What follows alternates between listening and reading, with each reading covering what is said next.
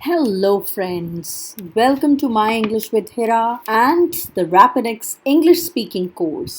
Fast English सीखने का 60 days का कोर्स और आज हम सीखने वाले हैं फ्यूचर टेंस यानी कि भविष्य काल और आज हम करेंगे डे 7 और अगर आपने इस चैनल को अभी तक सब्सक्राइब नहीं किया है so do subscribe to my channel. उसके पास एक बेल आइकॉन है तो उसको प्रेस करना ज़रूर याद रखिएगा ताकि कोई भी लेटेस्ट वीडियो आपसे मिस ना हो। So let's get started with our day 7।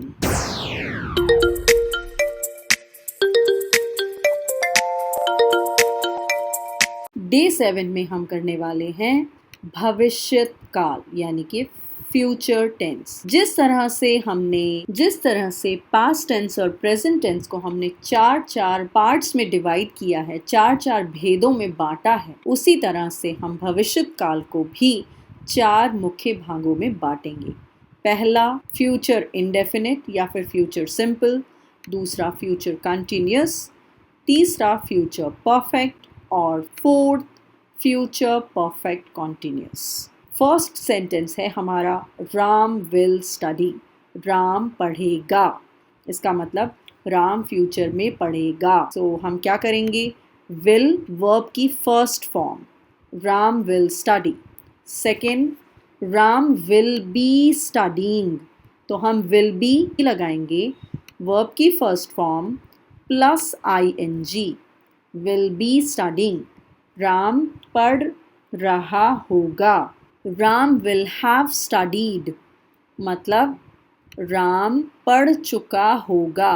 Will plus have plus verb की third form, Ram will have been studying since morning, Ram सुबह से पढ़ रहा होगा। Will have been plus verb की first form plus ING plus for या since और उसके बाद टाइम फ्रेम। सो ये हमारे सेंटेंसेस का स्ट्रक्चर रहेगा चारों टाइप्स के अंदर, चारों भेदों के अंदर। अब हम देख लेते हैं थोड़ा सा विल और शैल का यूसेज, कहाँ कहाँ पर हम यूज़ करेंगे विल एंड शैल। ये कॉन्वर्सेशन है बिटवीन गोविंद एंड राम। क्या तुम खेलोगे? Will you play? नहीं खेलूँगा। No I won't. वोंट क्या होता है?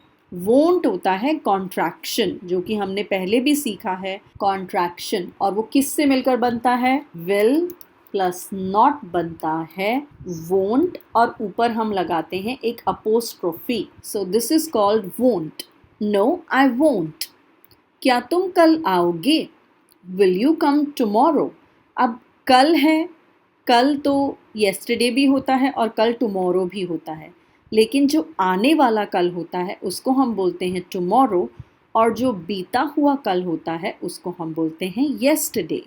सो अगर आप पास्ट टेंस यूज़ करेंगे तो आप येस्टरडे बोलेंगे, अगर आप फ्यूचर टेंस यूज़ कर रहे हैं तो आप टुमारो बोलेंगे। Will you come tomorrow? हाँ आऊँगा। Yes I will. क्या तुम रात को यहाँ ठहरोगे? ठहरोगे मतलब stay. Will you stay here tonight? Will you stay here tonight? नहीं, मैं लौट जाऊंगा। No I go back. लौट जाना, go back. No I go back. I'll also is a contraction. I plus will becomes I'll. क्या तुम शुक्रवार को राजा से मिलोगे? Will you see Raja on Friday? अब मिलने को भी see बोल सकते हैं, मिलने को meet भी बोल सकते हैं, लेकिन सी भी अगर आपने लिखा तो वो रॉन्ग नहीं होगा। Will you see Raja on Friday? जैसे हम बोलते हैं I am going to see the doctor, मैं डॉक्टर से मिलने जा रहा हूँ, तो बोथ आर करेक्ट, इसमें कोई गलती नहीं है। नहीं, मैं घर पर तुम्हारी प्रतीक्षा करूँगा। No I will wait for you at home. I will wait for you at home. अब हम देखते हैं विल बी और शैल बी। विल बी और शैल बी दोनों फ्यूचर कंटिन्यूअस टेंस में यूज होते हैं। And this is a dialogue between Amitabh and Rakesh. क्या कल तुम इस समय गाड़ी में यात्रा कर रहे होगे? Will you be in the train at this time tomorrow? हम जब फ्यूचर कंटिन्यूअस कहते हैं तो ये अनसर्टेन होता है। अनसर्टेन मतलब इसकी कोई गारंटी नहीं होती कि ये होगा भी कि नहीं, बिकॉज ऑब्वियसली ये फ्यूचर है। और जब पास्ट का होता है तो हम बहुत श्योरिटी के साथ बोलते हैं कि ऐसा हो रहा था, ऐसा हुआ था, ऐसा हो चुका था। लेकिन हम इसमें क्या है, हम अनसर्टेन है, हम श्योर नहीं है कि क्या तुम इस टाइम पर कल ट्रेन में बैठे होगे। Will you be in the train at this time tomorrow. हाँ, मैं कल इस समय कानपुर पहुंच रहा होऊंगा। Yes, I will be about to reach Kanpur at this time tomorrow. पहुंच रहा होऊंगा, अबाउट टू रीच मतलब अभी पहुंचा नहीं होऊंगा, अबाउट टू रीच। ओके, क्या हम कल इस समय मैच नहीं खेल रहे होंगे। Shall we not be playing a match at this time tomorrow? हाँ, yes, we will be. तो इसमें लिखा है एक जगह will, एक जगह shall. So क्या होता है, ज़्यादातर shall हम I और we के साथ यूज़ करते हैं, लेकिन अगर आपको इसके और ज़्यादा यूजेस समझने हो तो मेरी एक वीडियो है difference between will and shall. Difference है विल और शैल के बीच में, कब कहाँ पर कौन सा यूज़ करते हैं। तो उसका लिंक भी मैंने डिस्क्रिप्शन में डाल दिया है, अगर आप देखना चाहें तो go ahead and watch it. क्या हम शिमला बार बार आते रहेंगे। Shall we be coming to Shimla again and again. बार बार मतलब अगेन एंड अगेन। नहीं, no we won't be. This was future continuous. अब हम देखते हैं फ्यूचर परफेक्ट, जिसमें हम विल हैव या शैल हैव लगाकर वर्ब की थर्ड फॉर्म लगाएंगे। And this is a dialogue between Meenakshi and Rajni. क्या वह जा चुकी होगी। Will she have gone. नहीं, no she won't have. Gone क्या है, वर्ब की थर्ड फॉर्म है। सो विल हैव और वर्ब की third form gone. Will she have gone. No she won't have. क्या तुम अगले मास तक कालका से आ चुकी होगी। Will you have come back from कालका बाय नेक्स्ट मंथ। हाँ, मैं तब तक वहाँ से आ चुकी होंगी। Yes, I will have come back by then. अब इसमें विल की जगह हम वुड भी लगा सकते हैं, क्योंकि वुड भी अनसर्टेन फ्यूचर को डिनोट करता है। मतलब अनसर्टेन मतलब जो फ्यूचर सर्टेन नहीं है, श्योर नहीं है उसके लिए भी हम वुड यूज़ कर सकते हैं। So yes, I would have come back by then. तो ये भी सेंटेंस हम लिख सकते हैं। क्या कल इस समय तक तुम परीक्षा दे चुकी होगी। Will you have taken your test by this time tomorrow.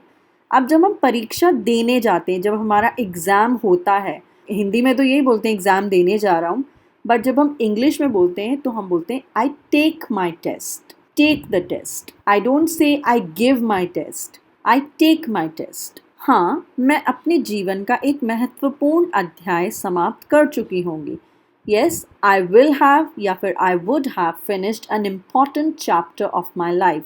महत्वपूर्ण मतलब इम्पॉर्टेंट, अध्याय मतलब चैप्टर। क्या तेरा भाई कनाडा से आ चुका होगा। Will your brother have return from Canada. नहीं, वह कनाडा से नहीं आ चुके होंगे। No, he won't have. And now we are going to look at future perfect continuous. Future perfect continuous और future continuous दोनों ऑलमोस्ट सिमिलर होते हैं, लेकिन उसमें सिर्फ टाइम फ्रेम हम लगाते हैं। क्या कल तुम इस समय सो रहे होगे। Will you have been sleeping at this time tomorrow? नहीं, शायद मैं इस समय पढ़ रहा होऊंगा। No, probably means शायद और maybe I shall have been studying at this time. और तुम्हारा भाई राजीव क्या कर रहा होगा। And what will your brother Rajiv have been doing. वह शिमला जाने की तैयारी कर रहा होगा। He will have been preparing to leave for Shimla.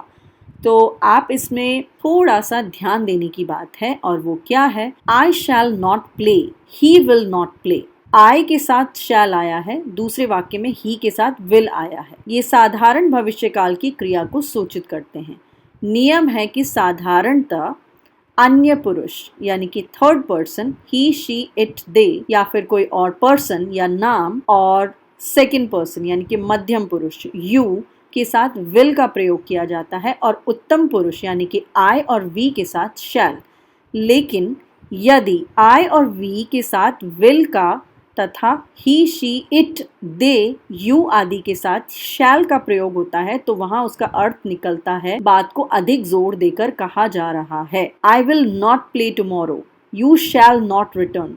मतलब इस बात को हम बहुत ज्यादा जोर देकर कंपल्सरी तौर पर हम कह रहे हैं। तो यही रूल जो है वो मैंने अपनी वीडियो में एक्सप्लेन किया है, आप जाकर देख सकते हैं और समझ सकते हैं। तो आज के लिए इतना काफी है, कल फिर मिलेंगे डे 8 के साथ। तब तक के लिए स्वस्थ रहें and take care of yourself. Bye.